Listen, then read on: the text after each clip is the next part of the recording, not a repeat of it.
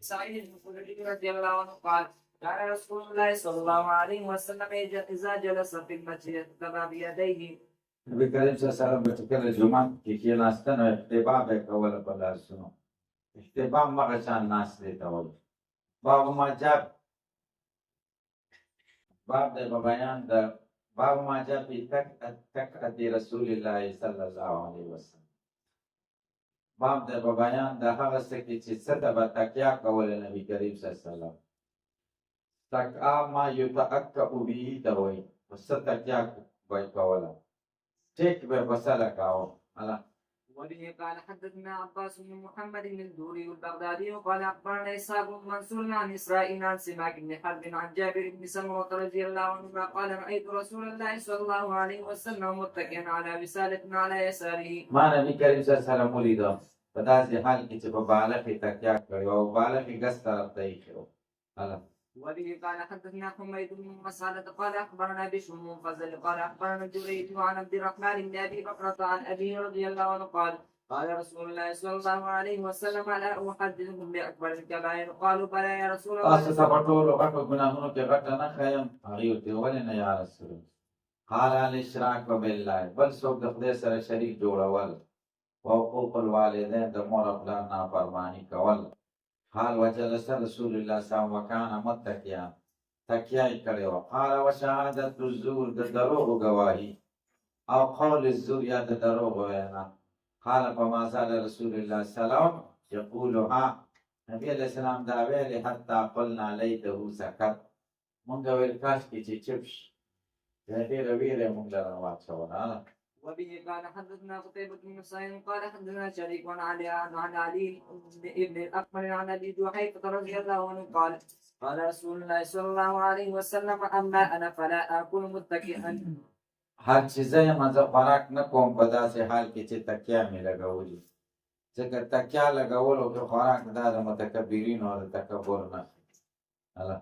وبه قال حدثنا محمد بن بشار قال حدثنا عبد الرحمن بن مهدي قال اخبرنا سفيان عن علي بن الاكبر قال سمعت ابا جحيفة رضي الله عنه يقول قال رسول الله صلى الله عليه وسلم لا اكل متكئا. قال حدثنا يوسف بن عيسى قال حدثنا وكيع قال حدثنا اسرائيل عن سماك بن حرب عن جابر بن سمرة رضي الله عنهما قال رايت النبي صلى الله عليه وسلم متكئا على وساد. قال ابو ما اسحاق نبي کریم صلی الله علیه وسلم ولیده چې په بالغ یې تکیه کړې وه. قال أبو إسحاق لم يذكر وكيع على يساره هكذا روى غير واحد عن إسرائيل نحو رواية وكيع ولا نعلم أحدا روى وكيع على يساره إلا ما روى إسحاق بن منصور عن إسرائيل. مخکې چې اسحاق بن منصور د اسرائیل نه کوم روایت کړی و په هغې کې علی یساره و، نو په دې نورو چې څومره روایت دی کړی علی یساره نشته. سړي خوښه ده چې کوم طرف ته بالغ دی ښودی شي. باب ما جاء فی اتکاء رسول الله صلی الله علیه وسلم، باب دی په بیان د تکیه لګولو د نبی کریم صلی الله علیه وسلم.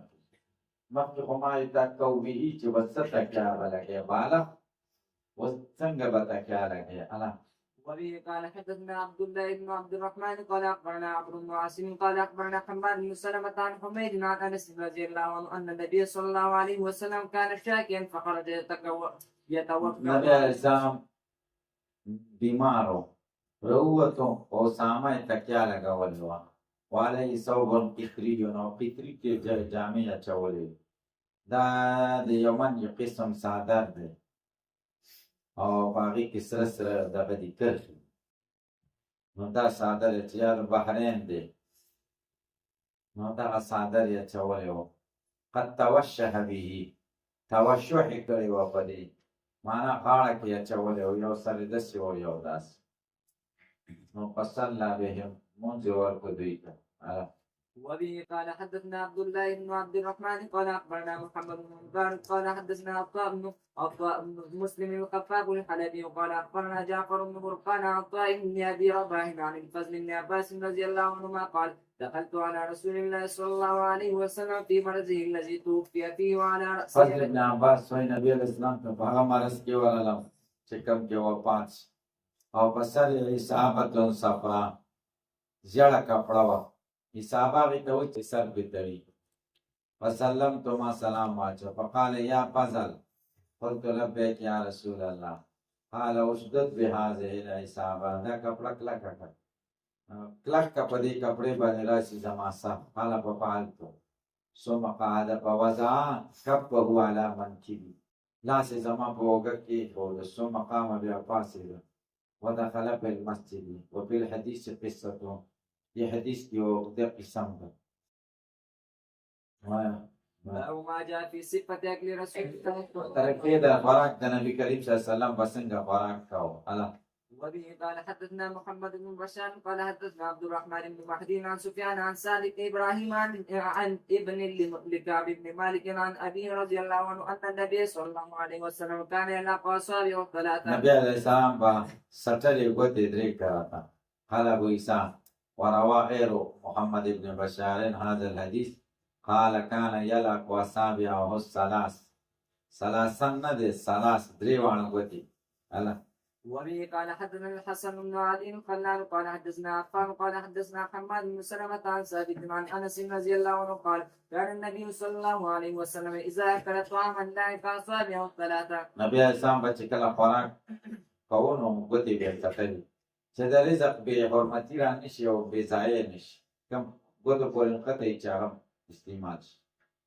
وبه قال حدثنا حسين بن علي بن يزيد السودائي البغدادي وقال حدثنا يعقوب بن اسحاق الخزرمي وقال اخبرنا شعبة عن سفيان الثوري عن علي بن الاكبر عن ابي جحيفة رضي الله عنه قال قال النبي صلى الله عليه وسلم اما انا فلا اكل هر متكئا. چې ځای ما زه په خوراک نه کوم په داسې حال کې چې تکیا مې کړي الله. قال حدثنا محمد بن مرسل قال حدثنا عبد الرحمن بن مهدي قال حدثنا سفيان عن علي بن الاكبر نحوه. وبه قال حدثنا هارون بن اسحاق الحمداني وقال حدثنا عبدة بن سليمان عن هشام بن عروة عن ابن لكعب بن مالك عن ابيه رضي الله عنه قال كان رسول الله صلى الله عليه وسلم يكون باصابعه الثلاث ويلعقهن.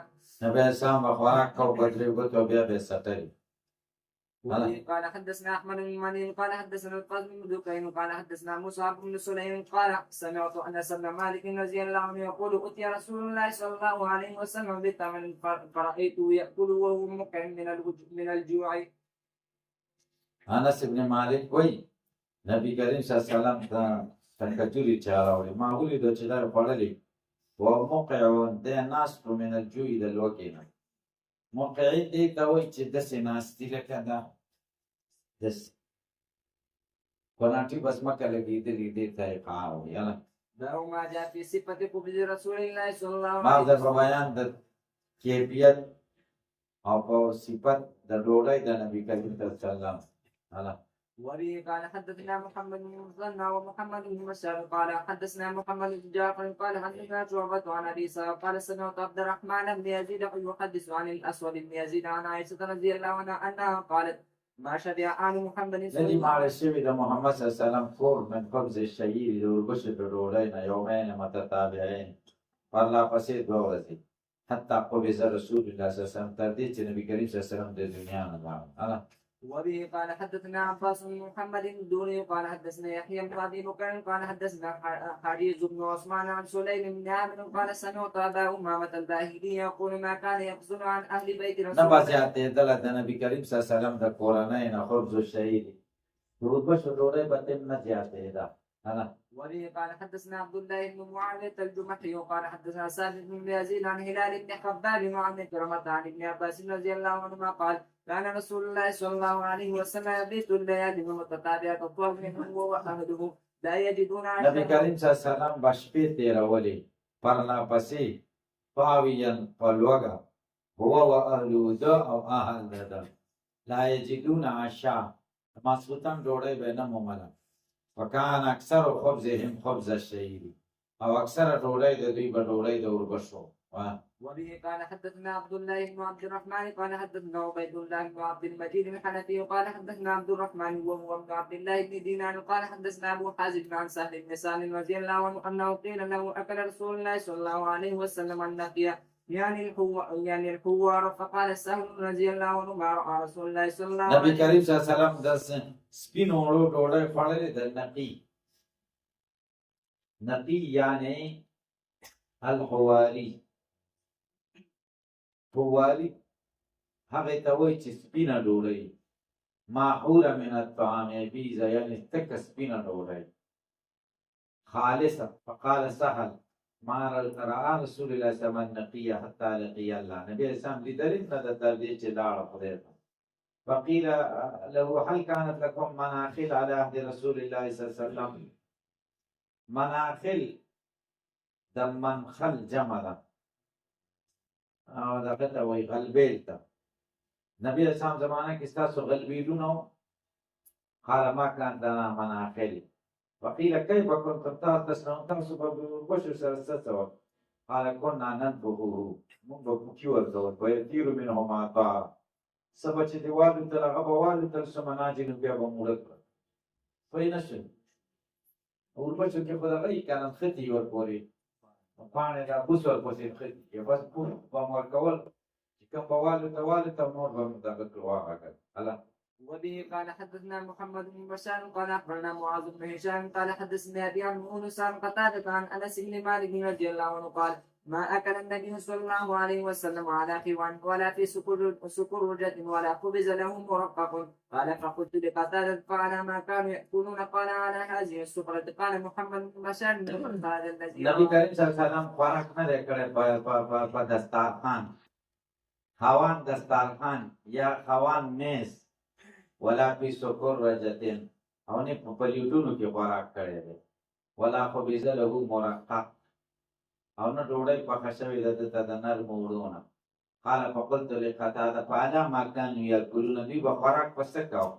فقال ابو فرمایل على هذه السفر په دغه دسترخوانونو د سرمن یا ټوټه به هغه به خوراک کړه. قال محمد بن بشار يونس هذا الذي رواه قتادة هو يونس الأسكاب.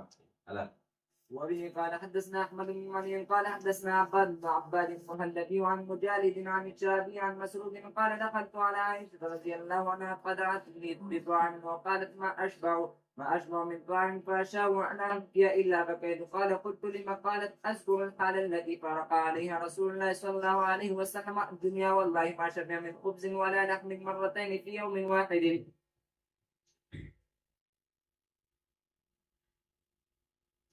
مسروق وی عائشې رضی الله عنها باندې تورله ما ته ډوډۍ راوغوښته. وقالت وی پر ما اشبع من طعام. نبی علیه السلام نه دی موړ شوی د خوراک نه. فاشاو نو زما خوښه ده ابکي الا بکیتو چې زه وجاړم مګر وبه جاړم.